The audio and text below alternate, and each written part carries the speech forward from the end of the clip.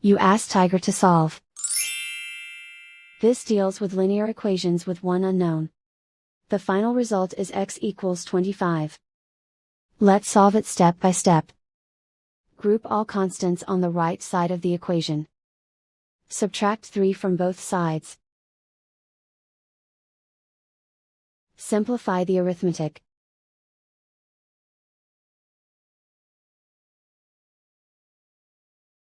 Isolate the x.